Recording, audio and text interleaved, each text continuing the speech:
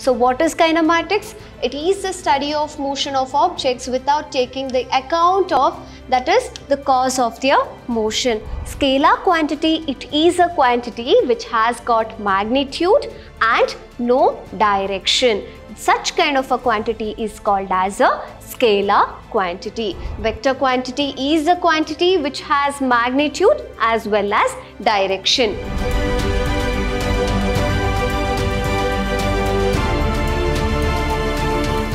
Hello everyone, I am Vrinda, Faculty of Physics, Vidhyashram Pre-University College, welcoming you all to the session 1 of chapter 3, that is motion in a straight line. So you all know what is meant by motion. So my question for you is, what is meant by motion? Motion, it is the movement of the object in a universe. So it can be any movement of any objects. There are many types of motion, out of which our interest is all about linear motion, that is a straight line motion, which is also called as rectilinear motion. So when we are studying regarding motion, that is without giving an interest on the cause of their motion, such a study is called as a kinematics. So what is kinematics? It is the study of motion of objects without taking the account of, that is, the cause of their motion. Without taking the cause of their motion into account, that branch is called as kinematics. So we are studying about motion. So any movement of an object from one place to the other place, that is known as motion. That too, the motion of the object in universe. It can be any motion of any objects. Now, rectilinear motion. So what is this rectilinear motion? Rectilinear motion, it is nothing but motion of an object in a straight line. Rectilinear motion. So out of these images, which image is showing you the rectilinear motion? That is a girl skating. So it is nothing but a rectilinear motion. Then we have got a circular motion, that is a needle of a clock moves in a circular path. It occupies the circular path. That path is known as circular motion, which the needle here in the clock is representing is nothing but circular motion. Next is our rotational motion. So a ball rotates. It rotates, no? So that motion is known as rotational motion. And a periodic motion. Periodic motion is a motion where the movement of the object takes place in a certain interval of time, that is in an equal interval of time. So that is called as periodic motion. This can also be oscillatory motion. Now you're clear with what is meant by motion, and there are different types of motion, out of which we are studying motion, the object moving in a straight line, that is rectilinear motion. So that is all about motion. Next we are going to position. So if an object has to be moved, after movement, what do we say? So we say that the object is at certain position. So movement has been taken place and it is placed in different position. So that position, in order to specify a position of an object, we just include something called as a point. That point is nothing but a reference point. So we consider a reference point. Having a reference point, we just tell that the object has displaced. That is, the object has acquired some position. So that is all about a reference point. So the position of the object is determined with the help of a point known as reference point. You all are familiar with the landmark. So you have seen too many websites wherein they ask your address, flat number, house number or area of your residence as well as a landmark. Similarly, this is nothing but one of the landmark, that is reference point. Reference point is nothing but, in a simpler way, I can tell it as a landmark. Okay, so the position of the object, it is determined with the help of a point, that is known as a landmark, so that it will be easy for you to tell where exactly the object lies. Along with the reference point, we have got a set of axes. Along with the reference point, we include a set of axes. The axis can be coordinate axis, that is x-axis, y-axis and z-axis. These are the coordinate axes. So here we have x-axis, this is your y-axis, this is your z-axis, and this is the origin. So this origin is the place where we are considering it as a reference point. So in case of coordinate axis, the origin will be a reference point. So this is a set of axis. So set of axis along with time, that is the considering the position of the object along with the time interval, that is known as frame of reference. So the coordinate system in which it represents the position of the object with respect to time is known as frame of reference. This is just a set of coordinate axis. When you include the time interval, the set of axis along with the time interval, that is the position of an object along with the time interval, together it makes frame of reference. So frame of reference is the main important term which is necessary for you to determine the position of the object. So position is clear for you. Next we are going to path length and displacement. So what is meant by path length? Path length is nothing but the distance travelled. Path length is also called as distance. So there will be a question wherein they'll ask you the difference between the path length and displacement. So it is nothing but distance and displacement. The meaning of path length, distance. The another word for path length is nothing but distance. Okay, remember this word, that is path length is nothing but it is distance itself. So path length, it is the total distance travelled by an object. It is a total distance travelled by an object. So there is no shortcut to this distance. Okay, so it is a scalar quantity. Distance, that is the path length, is a scalar quantity. So what is that scalar quantity? Scalar quantity, it is a quantity which has got magnitude and no direction.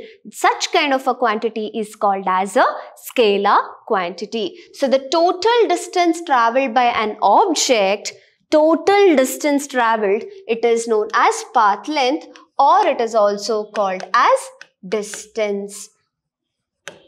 It is also called as distance. So when it comes to its quantity, what kind of a quantity it is? Is it a vector quantity? Is it a scalar quantity? It is a scalar quantity. Why? Because it has got magnitude and no direction. So this is all about your distance, that is the path length, which is equal to total path covered. When you are studying regarding displacement, so displacement, it is nothing but a shortest length travelled. So it is a shortcut. For distance there is no shortcut, but for displacement there is shortcut. So it is a shortest distance travelled. As in the image you can see here, this is the start and this is the end part. So from starting to ending, a car has taken its way. So it is a road wherein a car is traveling, okay, but the shortest distance is nothing but you're considering only the start as well as end. You're not considering the way through which way a car has moved or through which way a person has moved. You don't consider the way through which it is being moved. That is, the total path is not considered here. Only the starting point and the ending point is considered here. So displacement is a shortest distance, but distance is nothing but total path covered. I hope you're clear with what is position, how exactly you determine the position of an object, and distance as well as displacement. So next we are studying about displacement, continuity of it, that is the quantity which depends only on the initial and final position of an object and not on the path traveled. That is all about displacement. So here displacement, it is a vector quantity. It is not a scalar quantity. Displacement is a vector quantity, and the magnitude means it is the value of displacement. It may be equal or may not be equal to the distance travelled. Suppose if you consider a start and an end. So the only way through which it can travel is a straight line. The only way through which it can travel is a straight line. Okay, but here in this case, it has got two ways. One is the curved way, the other one is shortest distance. Suppose if this is having only one single way, that is, it has to travel only in a straight line, then the distance traveled is total path taken. So this will be my distance. And again, the displacement is the shortest distance from starting to ending. It is the same. Displacement. So, can you say now distance and displacement both are equal? Yes, of course. So, the value of distance is equal to value of displacement? Yes. So, it is the magnitude, that is the value, magnitude of displacement may or may not be equal to the magnitude of distance. So, last point, that is magnitude of displacement may be 0. The magnitude may be 0. That is, if you consider a starting point and a circular path, an object is traveling in a circular path and the ending point is the same. So, your starting point as well as ending point is same. Distance traveled will have a certain value, but when it is in case of displacement, the value is 0. Why? Because the starting point coincides with the ending point. That is why your displacement is 0. Where you have started, there only you have ended up. Distance is total path covered. There is certain magnitude, but when it comes to displacement, it is 0. Wherever you have started, there only you are ending up. That is why the displacement is 0. So, I hope you're clear with some points regarding the displacement. Okay. So, the next is velocity. So, if an object is said to have a motion, that is, it is moving, few things that we observe is position, reference point. Only if the reference point is there, you can just tell the object has moved. Then you're taking a path length, that is the distance, and later it will be displacement. Okay, in order to occupy certain position, it undergoes certain speed. It wants necessary speed. So, necessary speed has to be induced to an object so that it undergoes motion. So, that speed is nothing but velocity and speed. So, what is this velocity? It is rate of displacement with respect to time. So, velocity is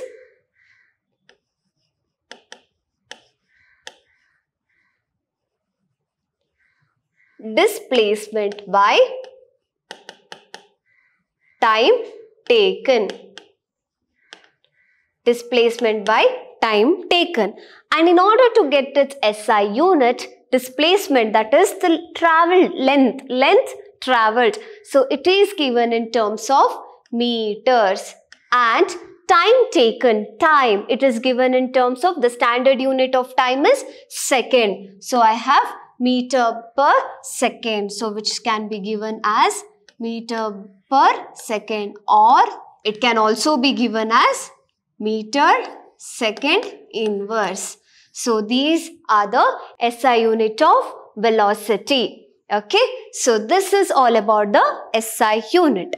And now when we learn the dimension, so it is the velocity depends on mass, length, time. So, what are these dimensions? It is the one which represents the nature of physical quantity. So, here my quantity is velocity, wherein these m, that is mass, length and time, is the one which represents that physical quantity and which is enclosed by a square bracket. So, have we got mass over here? No. So, it is to the power of 0. Have we got length, something which measures length? Yes. That is meters. How many times the meter is present over here? It is only once. So, m to the power of 1. So, I can write L to the power of 1. And what is T here? It is time. Time is given as inverse, that is -1. So, I can write it as -1. So, m to the power of 0, L1 and T inverse. So, this is how you get the dimension of this quantity. So it is a vector quantity once again, that is the one which has magnitude as well as direction. Vector quantity is a quantity which has magnitude as well as direction. So it is a vector quantity. So how do you calculate this average velocity? That is, if an object at certain place at certain interval of time, it has displaced and again it is in some other position in another interval of time. When there are too many distances which is mentioned at certain intervals of time, we go with average velocity. So that is ratio of, so average velocity you have, it is the ratio of total displacement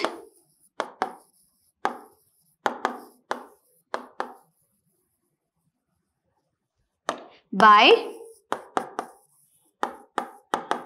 total time taken. Total displacement by total time taken. Suppose if you are considering the position is of an object is at x1 at time t1 and second one is x2. The position of an object is at x2 at time t2. So first of all, the position is at x1 at time t1 and position is at x2 at time t2. When there are two different positions with respect to two different time intervals. So you have to check what is the total displacement taken. So in order to check, we have again average velocity is equal to x2, that is difference of the two positions x2 minus x1 divided by in certain interval of time, that is t2 minus t1, which can also be given as delta x divided by delta t, where delta, this symbol delta represents the change in displacement as well as change in time. So this delta represents the change. Okay, so here the ratio of displacement of the body, that is the total displacement by total time taken. That is all about your average velocity. Wherein this velocity, the main difference between this velocity and speed is velocity depends upon the displacement, whereas the speed depends upon the distance. Okay, velocity is all about for displacement, speed distance. So here speed, it is the distance moved by the body per unit time. So how do you give out the speed? Speed, it is equal to distance per unit time. The distance per unit time. Okay, so it is S is equal to d by t. By having this formula only, you can give out the definition properly. There is nothing that you have to fear. I don't know the definition, I don't know the formula.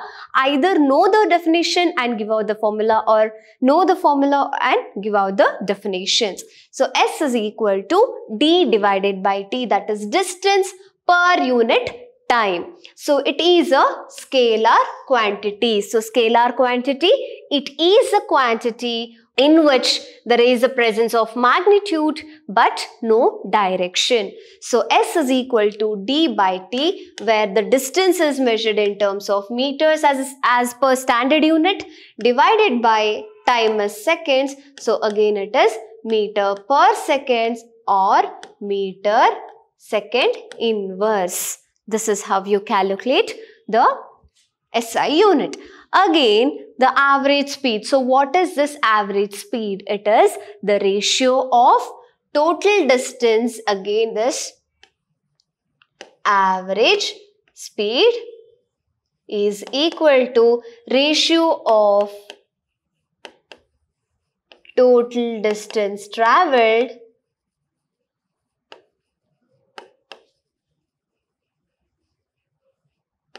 to the total time taken. So this is how it is. Average speed, it is the ratio of total distance traveled to the total time taken. Here I am considering the distance traveled. So ratio of total distance traveled, that is ratio of the total path length to the total time taken. This is how you go about the speed as well as average speed.